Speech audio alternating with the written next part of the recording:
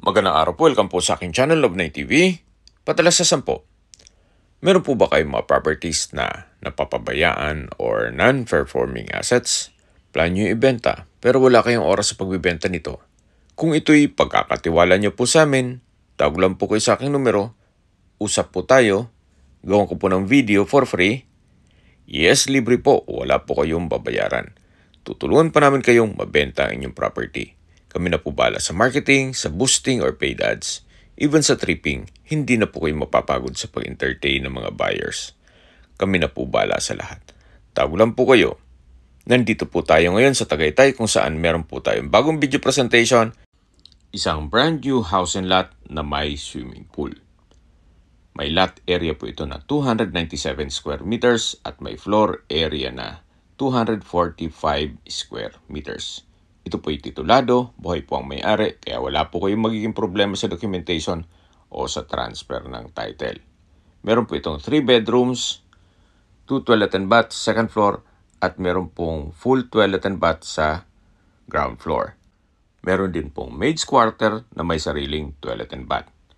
Ito pong covered car garage ay kakasya ang 2 sasakyan. Nasa loob po ito ng isang exclusive subdivision na meron pong 24 hours security. Napakatahimik po ng lugar, sariwang hangin, at malamig po ang klima. Nakabakod na rin po buong property at may landscape na rin. May free na rin pong 3 inverter type na window type aircon, gas range at refrigerator. Updated din po ang real property tax at homeowners association dues. Yan po yung daan papunta sa swimming pool. At ito naman po yung pasad ng bahay, modern design, may corner glass windows and walls, brickstone design, at dito naman po yung covered car garage o garahe. Nakakasya ang 2 sasakyan. Naka-tile flooring, yan po yung main gate. Spandrel po itong ceiling na may pin lamps, at ito naman po yung main door. Samahan niyo po ako, pasok po tayo. Welcome po dito sa bahay ni Sir. Napaganda, napakaliwalas, open concept lang, walang partitions.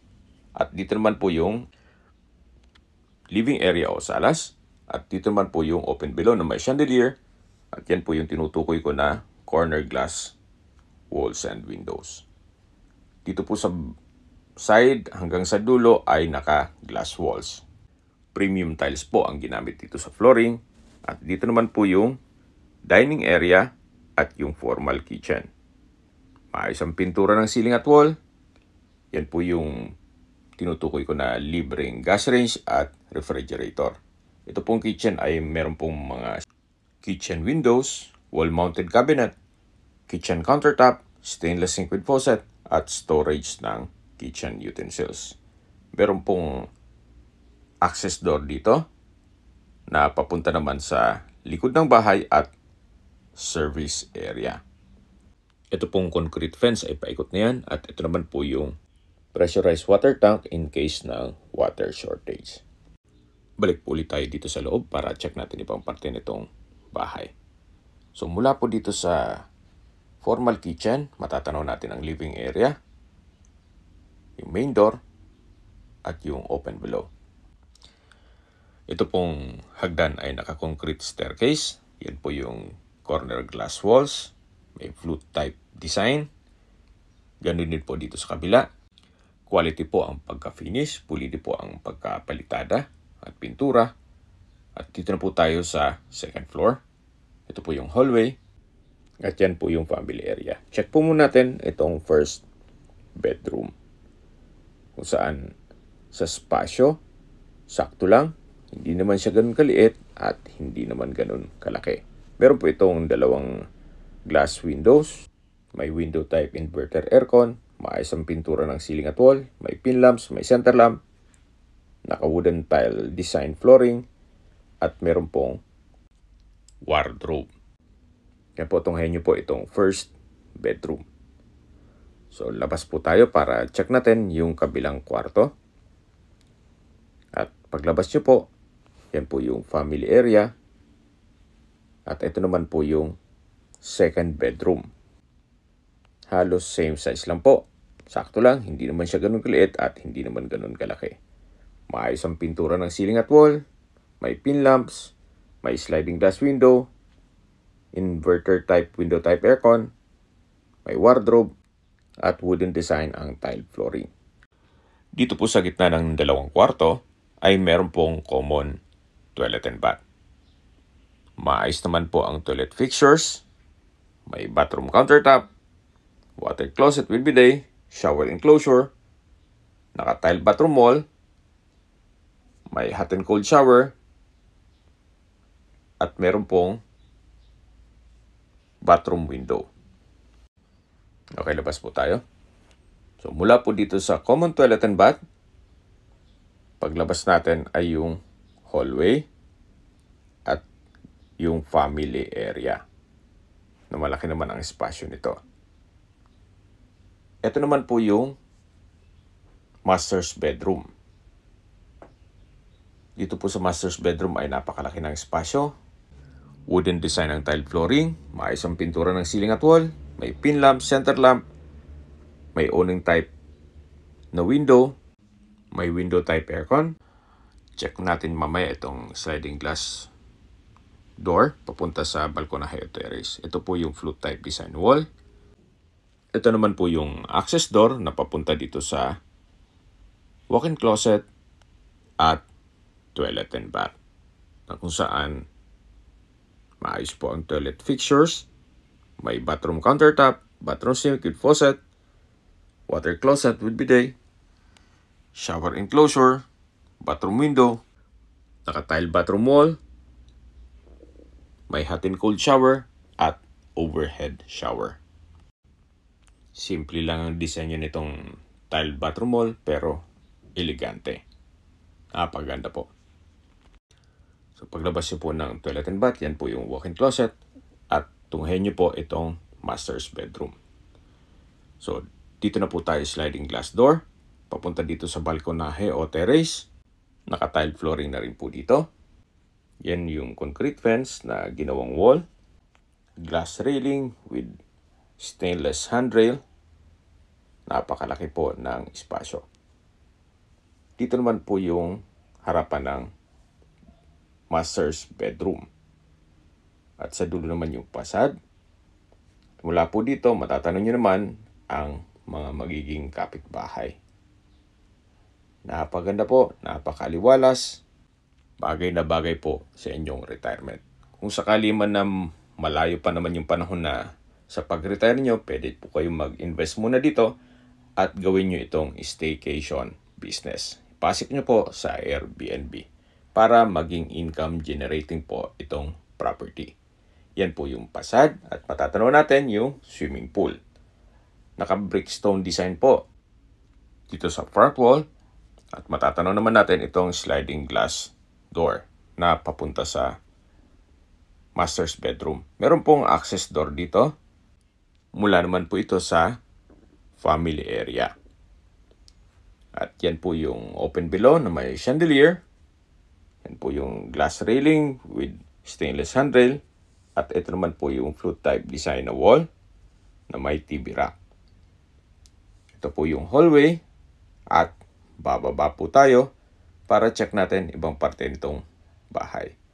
Habang pababa po tayo dito sa hagdan, summarize ko lang po sa mga nag-skip ng video.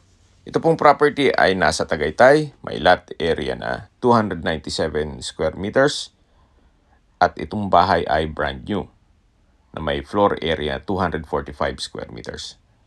Kasama na ang swimming pool. Ito po'y titulado, buhay po ang may-ari, kaya wala po kayong maging problema sa documentation o sa transfer. So ito po yung sliding glass door papunta sa balkonahe o terrace. At dito naman po yung common toilet and bath. Maayos naman toilet fixtures, may overhead shower, may bathroom countertop, water closet with bidet, at naka-tile bathroom wall. Mula po dito sa common toilet and bath, matatanaw natin yung main door at yung living area. Ito naman po yung sliding glass door na papunta dito sa maliit na balkonahe o terrace kung saan may access stairs naman to papunta sa swimming pool. So mula po dito, matatanaw natin yung kabilang parte nitong mga magiging kapitbahay.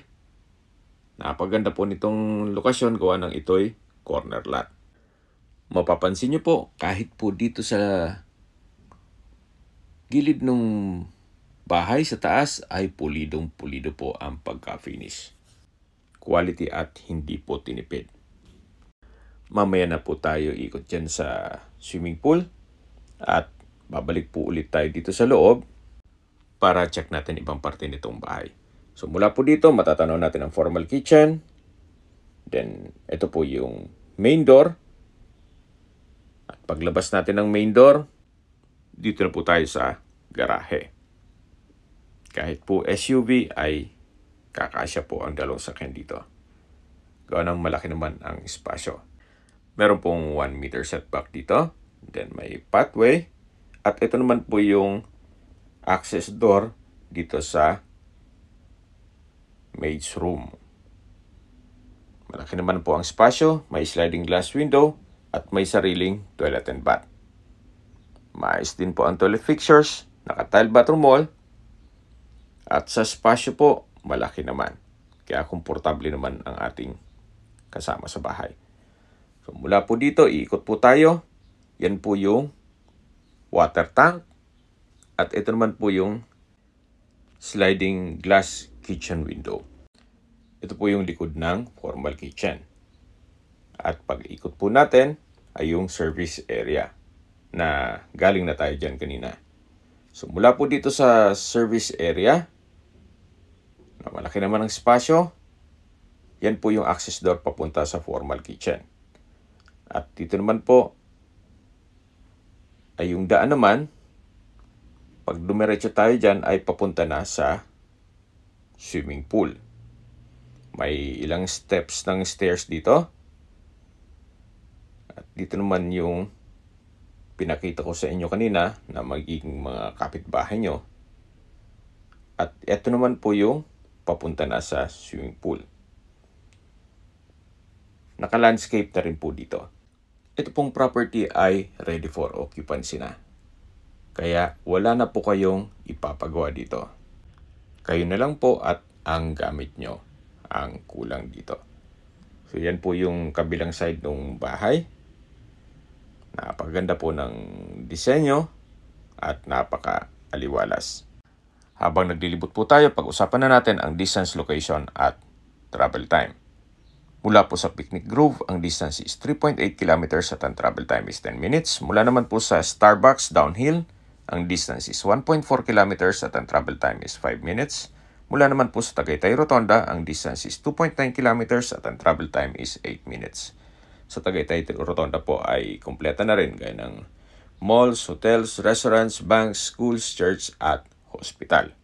Yan po yung lagi kong binabanggit sa inyo na dapat yung i-consider sa paghanap ng property, yung meron pong malapit na hospital. Hindi ko naman po sinasabing sakitin kayo, yan naman po ay for emergency purpose lang naman. At mula naman po sa Calac Silang Interchange, ang distance is 16.9 kilometers at ang travel time is 35 minutes. Mula naman po sa Manila o sa airport, ang distance is 56.4 kilometers at ang travel time is 1 hour and 2 minutes.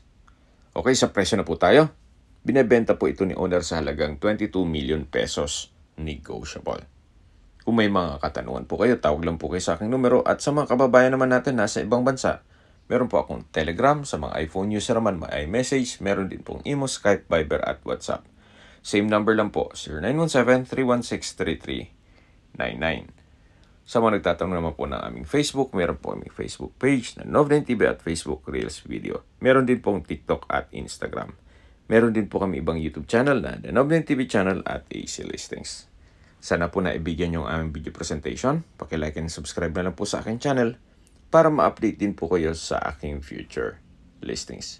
Kung sakali po hanap nyo yung mas malaking sukat na lupa, meron din po kami ibang listings na pwede nyong pagpilian. Huwag po kayong matubiling tumawag sa amin, then let us know your budget para malaman namin kung anong property pwede namin i-alok sa inyo. Sa lahat pong viewers, subscriber at nagtiwala po sa amin, salamat po sa suporta. Ingat po kayo lagi at ang inyong pamilya. Maraming salamat po.